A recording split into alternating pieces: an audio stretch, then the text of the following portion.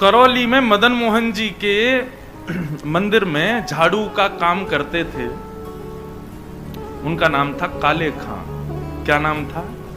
काले खां। काले खां बड़े प्रसिद्ध हैं, मैंने उनका चरित्र पढ़ा भी है, श्री काले खां जी का। काले खां जी के नाम से आज भी मदन मोहन जी की आरती होती है, तो ऐसा होता ही नहीं कि काले खां को प्रणाम नहीं कर दो। देखो कितनी बड़ी बात, हमारे हिंदुओं के इष्ट ठाकुर जी हैं और उनकी आरती होती है, तो आरती में एक विजातीय व्यक्ति का स्मरण किया जाता है, तब आरती संपन्न होती है। श्री मदन मोहन लाल जी तो काले खां जो थे वो झाड़ू का काम करते थे मंदिर में। अपना घर चलाने के लिए उन्होंने ये कार्य स्वीकार किया।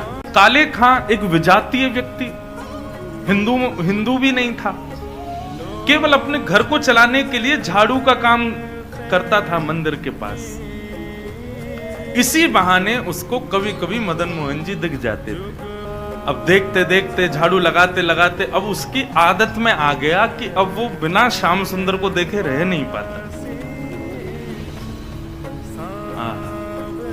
रोज मंदिर में जाता, झाड़ू लगाता और पीछे सीढ़ियों पे ही खड़ा हो जाता। अंदर तो जाने की उसको अनुमति नहीं थी, तो वहीं से भीड़ जब इधर उधर होती थी तो बीच में से थोड़ी सी झांकी श्री मदन मोहन जी की उसको दिख जाती थी। मानो उसको ऐसा लगता था उसका हृदय परम शीतल हो गया हो, परम आनंदित हो गया हो।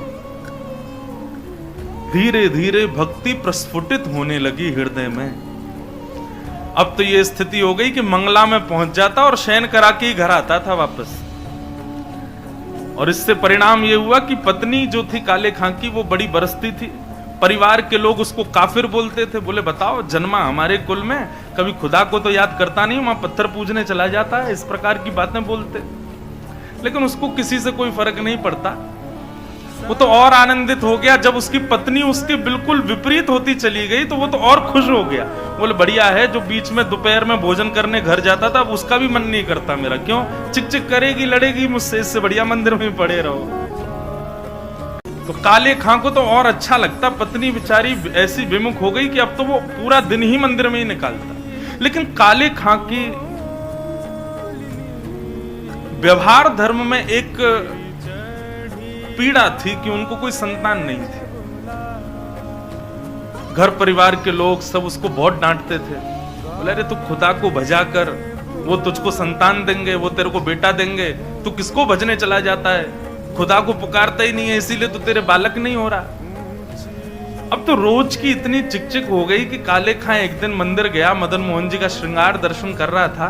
दूर खड़े खड़े बोले हे मदन मोहन लाल जी, मुझे पुत्र की कामना नहीं है, मुझे संतान की कामना नहीं है, पर आपकी भक्ति करने में, आपसे प्रेम करने में बाधा बनती है मेरे परिवार के लोगों की बातें, और वो बातें तभी खत्म होंगी जब मेरे घर एक पुत्र हो जाए।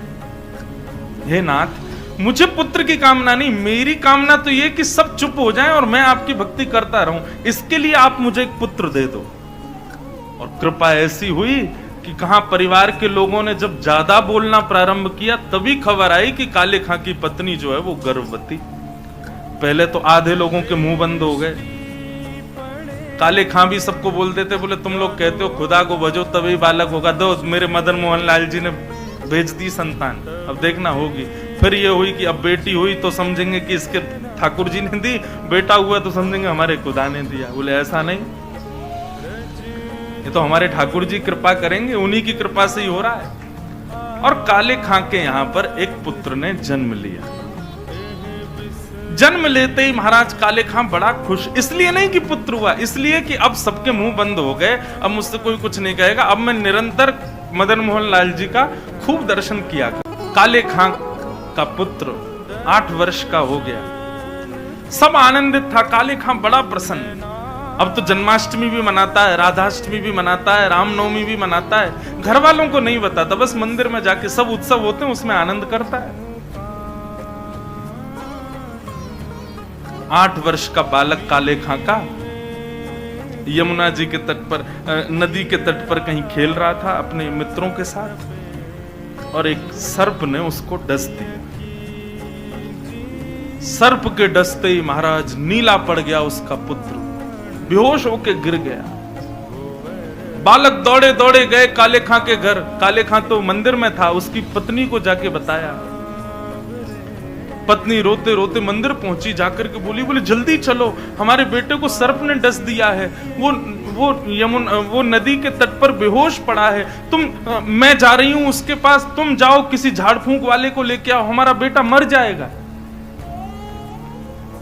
लेकिन काले खां व्यस्त था ठाकुर जी की श्रृंगार आरती में, श्रृंगार आरती हो रही थी। पत्नी इतना बोल करके लौटने लगी, लौट करके उसने पीछे देखा कि आए कि नहीं, तो देखा तो काले खां तो ठाकुर जी को ही देख रहा था। पत्नी जाकर के बरसने लगी, बोले तुमको अभी भी यही दिख रहे हैं? अरे हमारा बेटा मरने वाला है, देरी करोगे, कोई झाड़ फूंक वाला नहीं पहुंचा तो उसकी मृत्यु हो जाएगी। लेकिन काले खां तो अभी भी मदन मोहन जी को ही देख रहे थे। पत्नी ने कहा यदि मेरे पुत्र को कुछ हो गया ना तो फिर देखना मैं क्या करती, तुम्हें और तुम्हारे इस मदन मोहन को दोनों को देखूंगी मैं। ऐसा कहकर के पत्नी तो चली गई। काले खां वहीं खड़े रहे, नेत्रों से अविरल अश्रुधार बहाने लगे, इसलिए नहीं कि पुत्र को सर्प ने डसा, इसलिए हे मदन मोहन लाल, क्यों आप चैन से नहीं बैठने देते मुझको, क्यों आप चैन से मुझे दर्शन नहीं करने देते? ये सब मुझे पता है आपकी लीलाएं हैं, और ये सब क्यों करते हो ये भी मुझे पता है, मुझे परखने के लिए कि मैं अपनी स्थिति से च्युत तो नहीं हो रहा कहीं। लेकिन मेरा पुत्र दिया आपने था तो बचाओगे भी आप ही, और पुनः कहूंगा इसलिए नहीं कि मेरा पुत्र है, इसलिए कि मैं आपसे दूर ना हो जाऊं, बस मेरे पुत्र को बचाना। संध्या आरती के बाद जैसे ही कपाट बंद हुए, काले खां नदी के तट पर पहुंचा। भीड़ इकट्ठी थी। पत्नी को जैसी पता चला, काले खां बोले आगे ओझा को नहीं लाए, झाड़ फूंक वाले को, बोले वो तो मैं भूल गया। इतना कहना हुआ कि महाराज परिवार के लोगों ने काफिर काफिर कहकर के काले खां को सुनाना प्रारंभ कर दिया। दौड़ करके गए, ओझा को लेकर के आए। जैसे ही ओझा ने आकर के उसकी नब्ज आदि देखी तो कहा ये बालक तो जीवित नहीं है, इसकी तो मृत्यु हो चुकी। सब रोने लगे। काले खां की पत्नी ने अपने पुत्र को गोद में उठाया और ले गई और मदन मोहन जी के द्वार पर जाकर के अपने पुत्र को रख दिया। बोले बहुत कहते थे मदन मोहन लाल जी ने दिया है, मदन मोहन लाल जी ने दिया है, तो ये जीवित करके दिखाएं इसको अब। और यदि ये जीवित नहीं हुआ, खुद भी मर जाऊंगी, तुमको भी मार दूंगी और पूरे परिवार को नष्ट कर दूंगी इन्हीं की दहली पर। तब काले खां ने मदन मोहन लाल जी को निहारा और निहार करके कुछ शब्द काले खां ने लिखे हैं, तो थोड़े उर्दू के अल्फाज, लेकिन हैं बहुत सुंदर। काले खां मदन मोहन लाल जी की ओर देखने लगा और कहने लगा, मुसफक साफीक रफीक दिल दोस्त मेरे नजदीकी हकीकी ख्याल कीजिए। मेहरबान कदरदान आला तू जहान बीच, मुझसे गरीबों का गुनाह माफ कीजिए।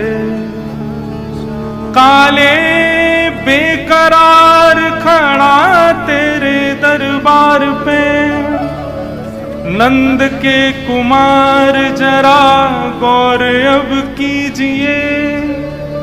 हिंदुओं के नाथ तो हमारा कुछ दावा नहीं, जगत के हो नाथ तो हमारी सुध लीजिए। हे मदन मोहन लाल, एक द्वार पर खड़ा है तुम्हारा, यदि तुम हिंदुओं के नाथ हो तो हम वापस चले जाएंगे, कोई कृपा मत करना। पर मैंने सुना है लोग आपको जगन्नाथ बुलाते हैं। जगत के हो नाथ, जगत के हो नाथ तो हमारी सुध लीजिए। बस ये बात कहनी हुई, नेत्रों से अविरल अश्रुधार बहने लगे काले खां के, और देखते ही देखते जैसे अश्रुधार का एक बिंदु नीचे पड़े हुए काला पड़ गया था पुत्र विष के कारण, जैसे एक बिंदु जाकर के उस पुत्र के मुखमंडल पर पड़ी, पड़ते ही उसका जो काला वर्ण हो चुका था वो श्वेत होने लगा और धीरे धीरे पुत्र ने आंख खोलनी प्रारंभ करी, उठ करके बैठ गया, देखने लगा, जल पी करके बोला अब्बा अम्मी, जो उसके माता पिता थे उनको उन्हीं शब्द में पुकारा। बोले कि वो कहाँ गया? बोले कौन? अरे अभी जो यहाँ खड़ा था मेरे समान छोटा सा बालक था, मेरे जैसा ही सांवला उसका वर्ण था, मोर मुकुट पहनी थी, बहुत सुंदर उसकी मुस्कान, उसके ऐसे सुंदर नेत्र थे, वो मेरा सखा है, वो मेरे गले में गलवैयां डाल करके खड़ा था, कहाँ गया वो? और ये भाव देखते ही वहां खड़े जितने लोग थे सबने मदन मोहन लाल जी को दंडवत प्रणाम किया। सब समझ गए, बोले किसने की है कृपा हमको पता है।